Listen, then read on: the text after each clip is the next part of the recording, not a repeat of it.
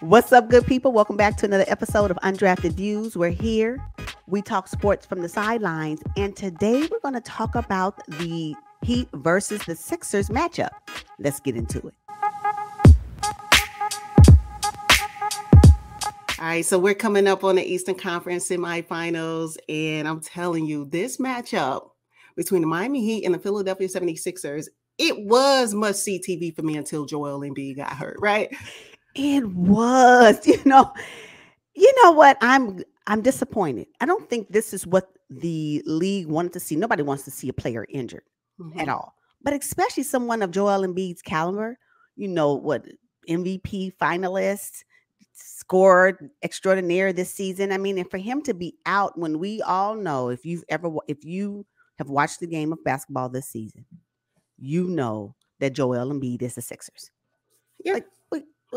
So I don't think anybody wants to watch a product of basketball playoffs. Now, this is to the Heat's favor, of course, but that's not what the matchup, that's what the playoffs is all about. The playoffs are about the best players on the team competing for a championship.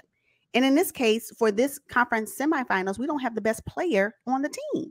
Right. It took the air out of this series for me. Yeah, and especially Joel Embiid has been healthy for a good portion of the season. And then for this to happen right now, when now it's time for him to really, work towards his first NBA championship. Oh man, it's disappointing. But when the path was laid, it seemed possible this season for him. Maybe he can. I know that he's been injured. I know this is the second time he's had this type of injury.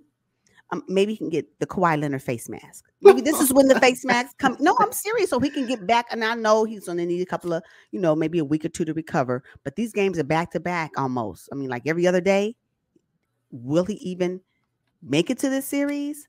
I just don't know. Okay, so let's get into our expectations a little bit. I mean, we know Joel is out, but there are other players that could step up in his absence. And then overall as a team, what's your expectation from the jump?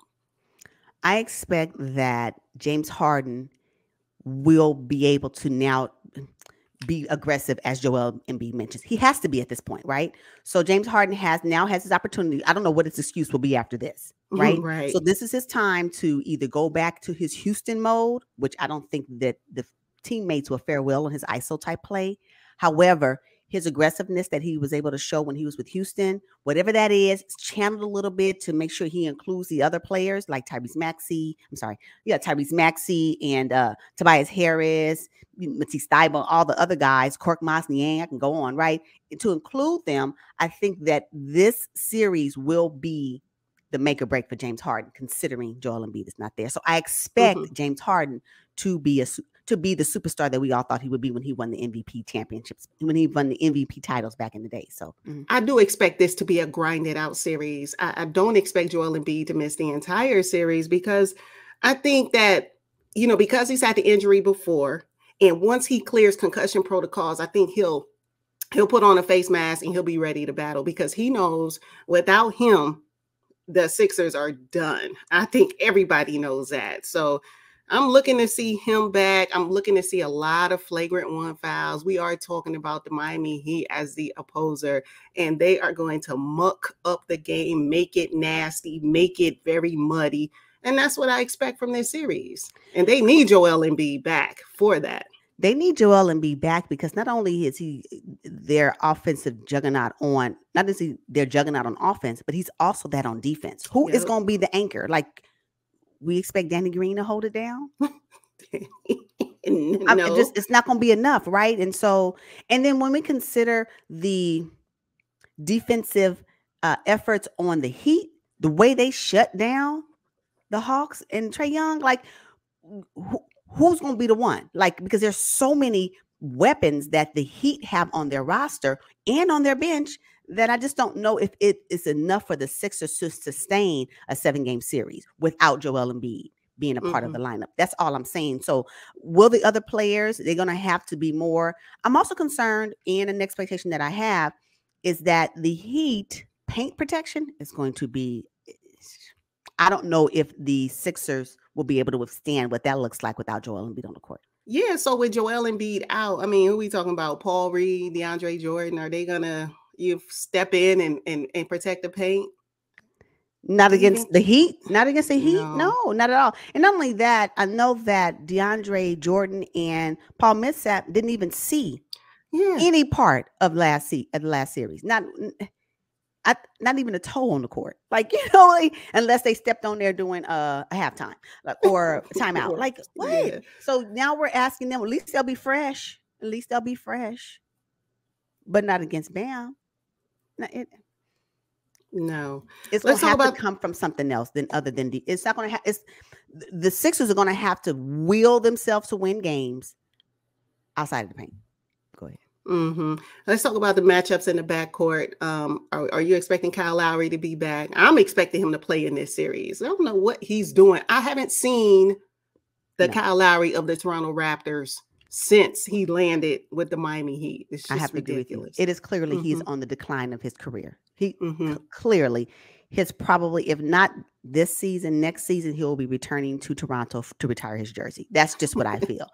However, though, I see Kyle Lowry coming back, but the way Victor Oladipo showed out in Game 5 is because Victor Oladipo played Game 4 and Game 5. And Game 5 is when he really showed out.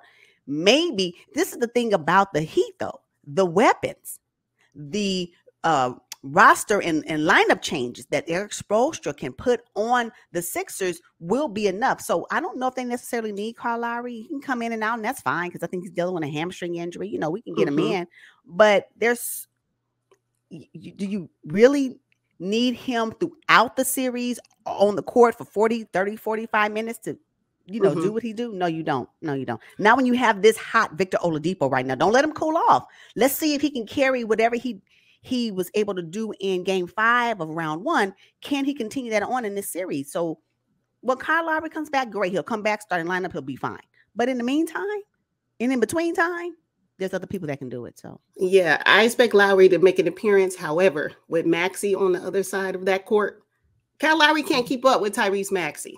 And that's why Eric Spoelstra is going to have to either go with Gabe Vincent or Victor Oladipo. Lowry's just going to have to play about 10 to 12 minutes a game. That's what I see. So, yeah, I agree. I think that Kyle Lowry at this stage of his career will be challenged with the quickness of your Tyrese Maxey or your Matisse Thybulle. When we're talking about being on the defensive end, I think that will be a concern.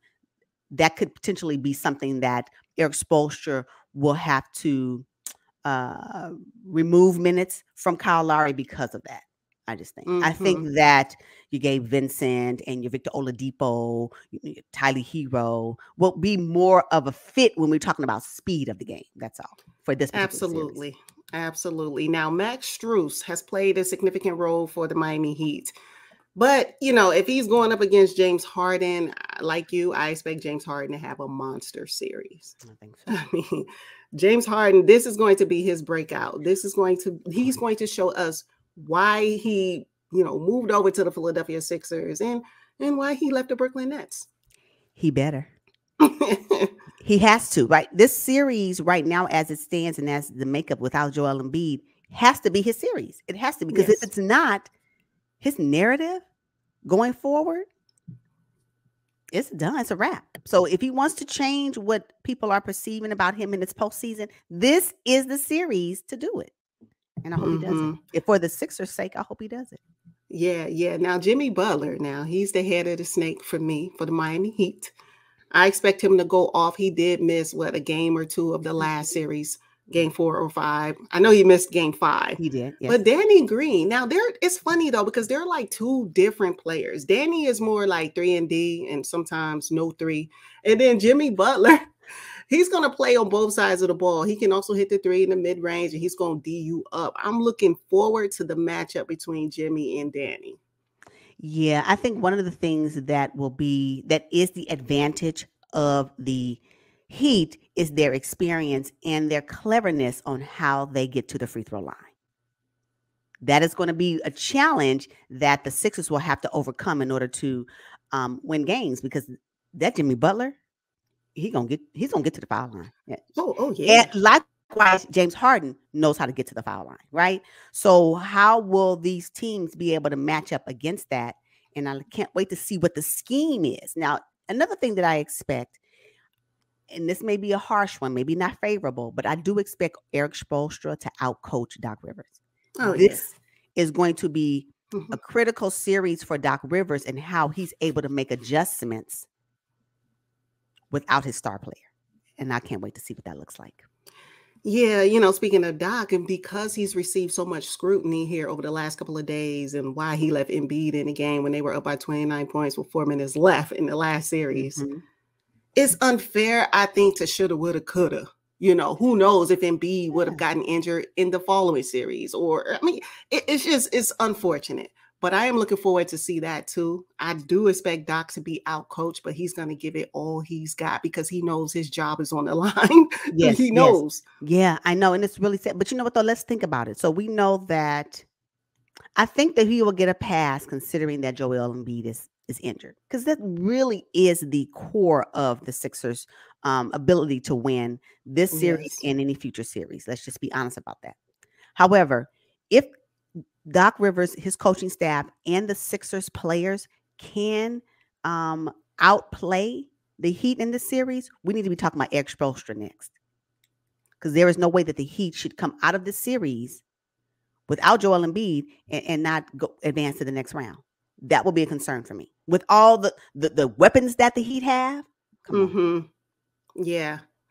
Yeah, let's talk about PJ Tucker and his defense. Now, we know he's only like 6'5". He plays a lot bigger than what he is, but he's going to have to play up against Tobias Harris and the Niangs of the Sixers. Looking forward to see PJ have a big defensive series. I think with Joel Embiid out, PJ can kind of have his way in the paint. Yeah, yeah. I'm not concerned about PJ Tucker. I do believe his experience, and although he will be guarding players that are much taller than he is, he still has that experience. He has the weight and the strength Yeah, to yeah. be able to really get down low, and and he is so strong in the way he defends that Tobias Harris.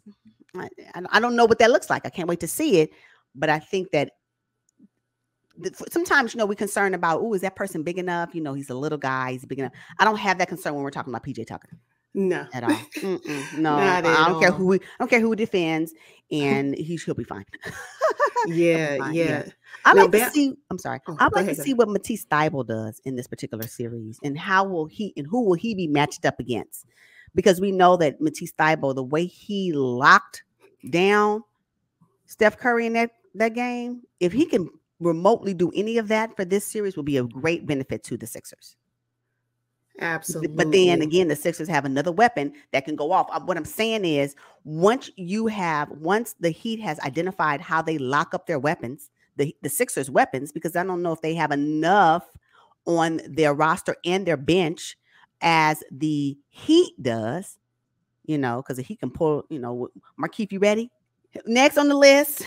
That's what the coaches are going to be doing on the sideline of the Heat, right? Okay, next. That didn't work out. Next. Oh, next, Yeah, and then the Sixers are going to be like, oh, where are we? Oh, I yikes. know, I know, I know, I know. Yeah. So we'll see. Yeah. Now, Bam Adebayo, he felt snubbed for Defensive Player of the Year. I'm not exactly sure why, I don't think you should have but said that. I know Bam's going to have a great series, a grinded out series, especially without Joel Embiid for the first couple of games. In my opinion, I think Joel's coming back.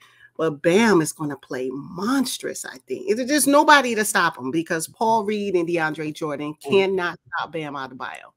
And then I read an article where they may insert Paul Millsap. Really? No. Really? No. Again, the Sixers are going to have to be creative in their lineup for sure. Small ball, will they put Niang at the 5? I don't know. At the end of the day, it won't be enough. Not for paint protection. It's not going to be enough. It's just not going to be enough. So again, the Sixers will have to be very creative in how they win the games that they win. And the Heat, just for me, they have more weapons and better on defense for me. So those are the two things that I think that will carry the Heat without Embiid being on the court.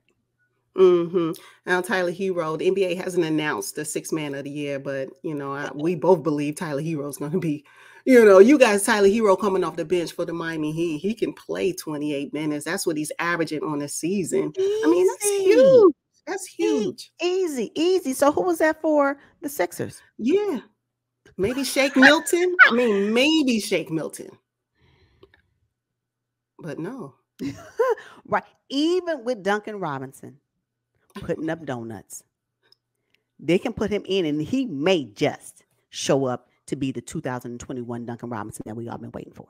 Again, Joel Embiid, hurry back for the Sixers' sake. That's what I would say. So with all that you have said, with Joel Embiid possibly in or out, Lowry in or out, what is your expectation for this series? Heat in 6. Heat in 6. Okay. Heat in 6 with or without Joel Embiid. Oh. Yeah, with or without Joel Embiid. I say Heat in 6. Okay.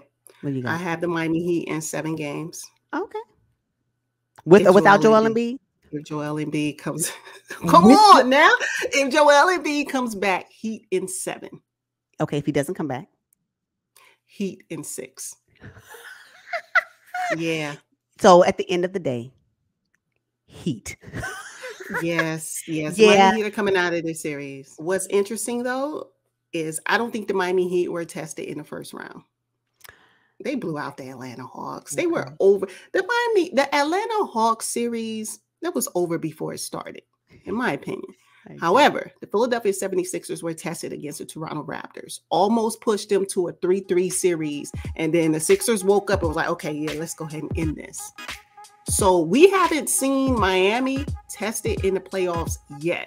All right, you guys, we're going to wrap up this episode. Make sure you drop down in the comments and share your predictions for the Heat Sixers series. And we'll see you guys on the next one. But until then, peace. Peace, y'all.